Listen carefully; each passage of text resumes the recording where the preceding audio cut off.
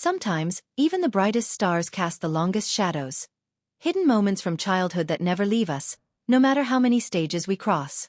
In the golden age of American television, a 6-year-old boy with soft red hair and an earnest smile became a household name. He was the face of innocence, the child everyone adored, playing Opie Taylor on the Andy Griffith Show. But behind that familiar warmth and charm was a child wrestling with emotions far beyond his years. Decades later, that same boy, now an acclaimed Oscar-winning director, still refuses to watch one particular episode he filmed in 1960. Not because of the story or the acting or the production, but because of what it demanded from him at a time when he barely understood what acting really meant. Ron Howard's life has been painted in broad, successful strokes. Born Ronald William Howard on March 1, 1954, in Duncan, Oklahoma, he was practically born into storytelling. His father, Rance Howard, was an actor and writer. His mother, Jean Spiegel Howard, was an actress. With a home built on scripts and stage directions, Ron didn't stumble into Hollywood. He was gently guided there, raised in the rhythm of the creative arts. He made his television debut before he even learned how to tie his shoes. And by the age of 6, he was captivating millions across America every week, portraying Opie, the tender-hearted son of Sheriff Andy Taylor. The show's warm tone and family-centered storytelling made it one of the most cherished series of the time.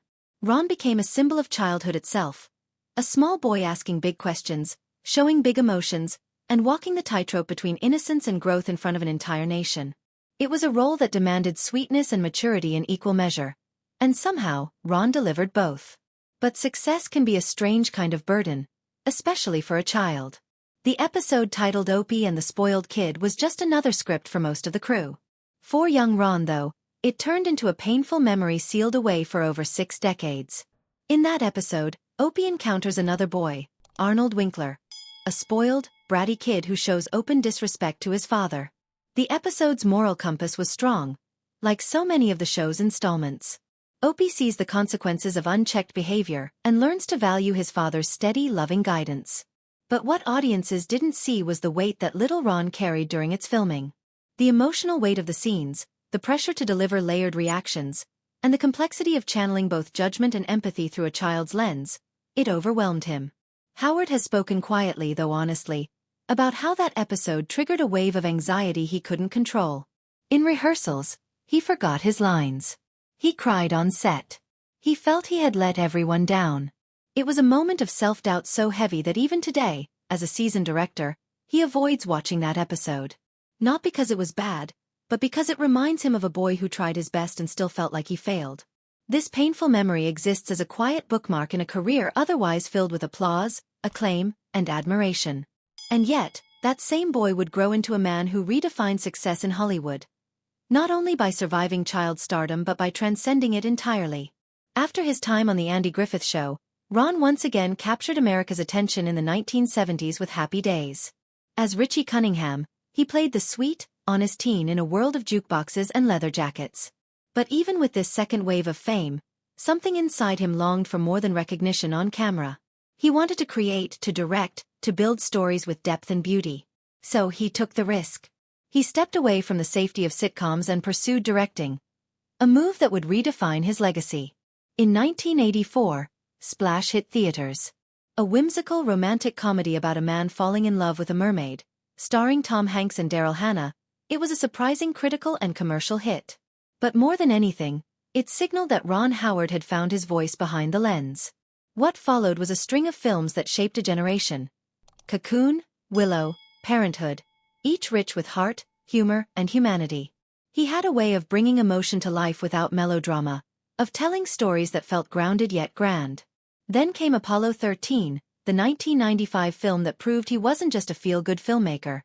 He was a craftsman. With 9 Academy Award nominations, the film showcased his precision and his profound respect for real-life heroism.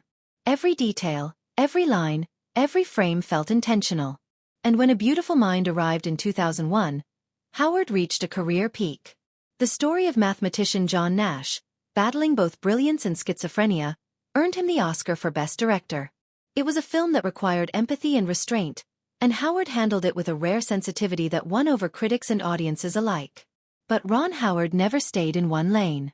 He explored historical drama with Cinderella Man, political tension in Frost/Nixon, high-speed emotion in Rush, and the raw complexities of American life in Hillbilly Elegy.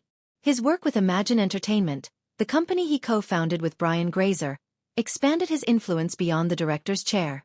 Together, they produced shows like 24, Arrested Development, and Friday Night Lights, leaving a permanent mark on modern television storytelling.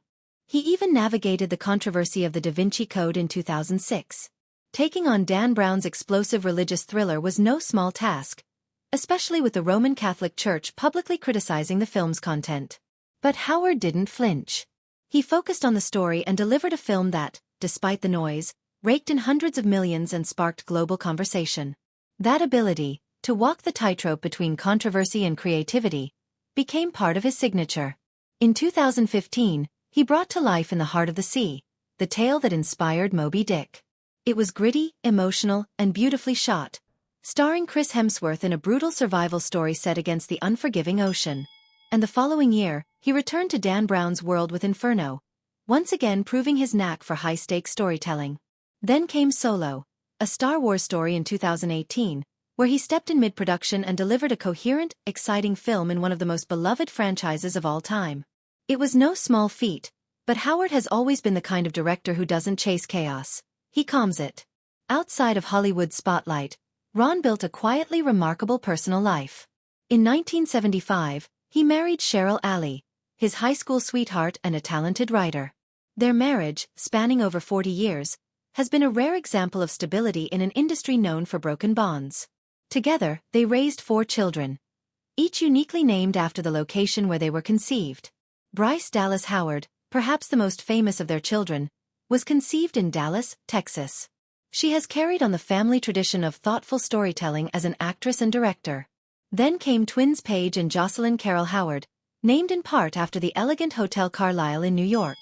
And finally, Reed Cross Howard, their youngest son, whose name carries a poetic reference to a nearby road, Crossroad, symbolizing family unity and paths converging.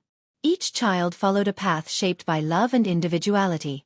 Some went into acting, others stayed away from the spotlight. But all were raised in a home that valued creativity, expression, and privacy. For Ron and Cheryl, naming their children based on memories wasn't just quirky, it was intentional. A way of tying life's personal moments to something eternal. And yet, even with all these triumphs, one small quiet moment from 1960 still lingers. The memory of forgetting lines. The sting of embarrassment. The tears shed backstage. The self-doubt that crept in when the cameras rolled. For Ron Howard, Opie and the Spoiled Kid is more than an episode. It's an emotional knot he never quite untangled. He doesn't speak of it with anger or regret, but with a kind of gentle distance. It's not that he denies its place in his past. He simply chooses not to return to that emotional place. He has called it his personal haunted house, one that holds a memory of fear, pressure, and vulnerability that never completely faded. That refusal to watch the episode isn't a rejection of his roots. It's an act of self-respect. A decision to protect the child he once was. The same child who smiled for millions while quietly worrying he wasn't good enough. The same child who eventually realized that storytelling could be his freedom, not his burden. And so, while fans continue to revisit the episode for its heartfelt message and strong performances, Ron Howard quietly looks the other way. Not out of shame, but out of peace. In many ways, this speaks to the deepest truths about success. That beyond awards, beyond fame, beyond even talent, lies the human spirit. Fragile, complex, and brave. Ron Howard's life may read like a Hollywood dream, but it's rooted in something more real than the spotlight. It's built on the moments that shaped him, both painful and beautiful. And sometimes, the most powerful choice isn't reliving those memories. It's knowing when to let them rest. If you found yourself touched by Ron Howard's incredible story, from a little boy in Mayberry to one of Hollywood's most respected filmmakers, don't forget to like this video and subscribe to the channel. There's always more to the story than what we see on screen, and we're here to share those unseen chapters with you.